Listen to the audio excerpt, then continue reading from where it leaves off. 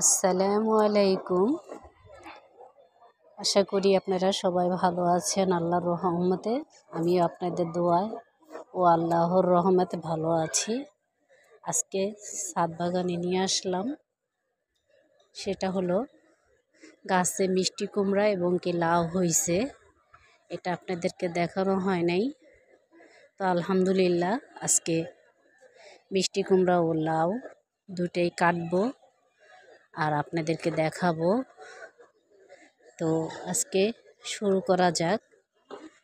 আলহামদুলিল্লাহ মিষ্টি কুমড়া 4টা হয়েছে, এই যে একটা, তবে সাইজটা তেমন বড় না, ছোট ছোট। আর গাছ হলো 3টা গাছে 4টা মিষ্টি কুমড়া হয়েছে, বুঝছেন? তো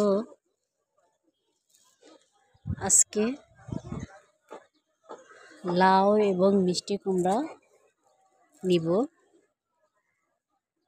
এই হলো আর একটা, এটাই প্রথম আসছে মিষ্টি কুমড়া।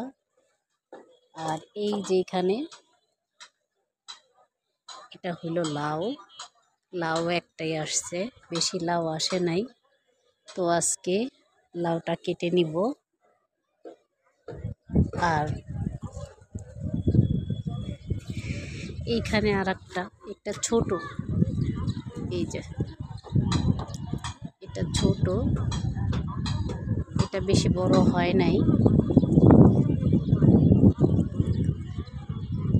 সম্ভবত একটা গাছে 2টা আসছে, এই কারণে এটা ছোট, বড় হচ্ছে না।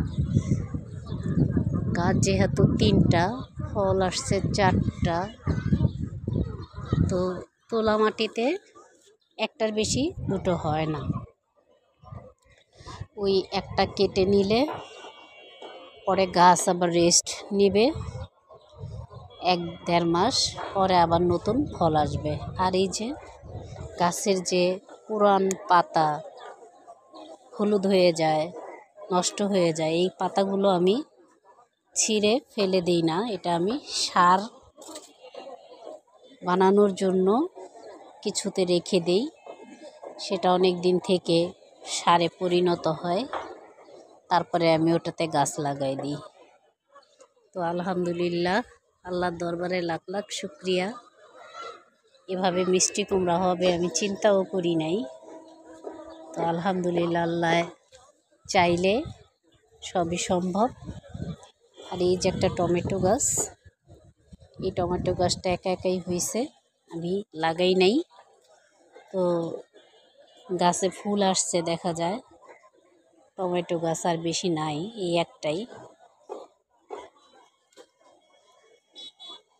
আর এখানে একটা উস্তা গাছ, এই উস্তা গাছেও প্রচুর উস্তা আসছে, এই যে প্রচুর।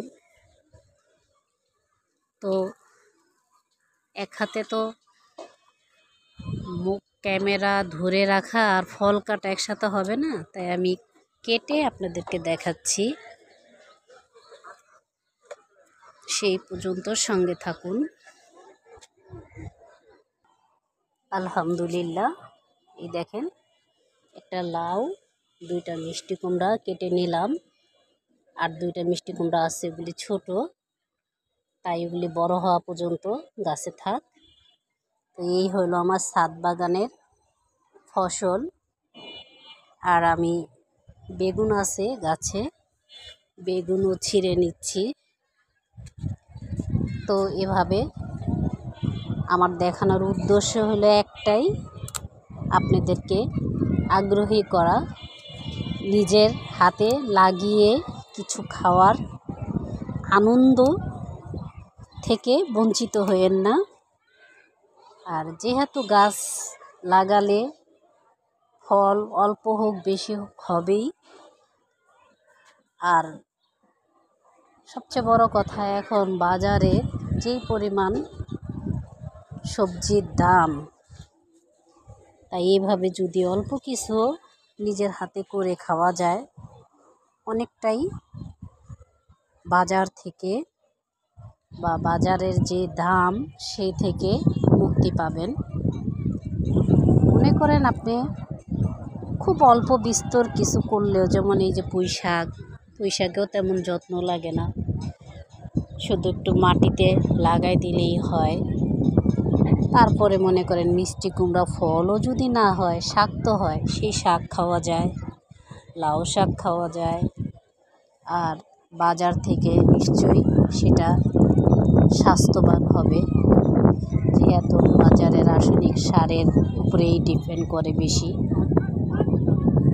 ফুল ফল সবজি। তাই সেখান থেকে আপনারা কিছুটা হইলেও সেই রাসায়নিক সার থেকে রেহাই পাবেন। তো আপনাদের সাথে শেয়ার করলাম, ভালো লাগলে আপনারাও করবেন এভাবে।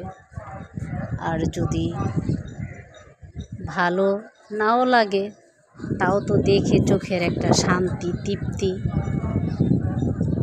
আজকে তাহলে এখানেই বিদায় নিই। ভালো থাকবেন, আমার জন্য দোয়া করবেন, আল্লাহ যেন সহি সালামতে নিরাপদে রাখে। আর এভাবে শাক সবজি নিজের হাতে লাগিয়ে খেয়ে যেতে পারি, সেটা আল্লাহর দয়া ছাড়া সম্ভব না। তো আজকে এখানেই বিদায় নিলাম। আপনারা ভালো থাকবেন, আমার জন্য দোয়া করবেন। আসসালামু আলাইকুম, আল্লাহ হাফেজ।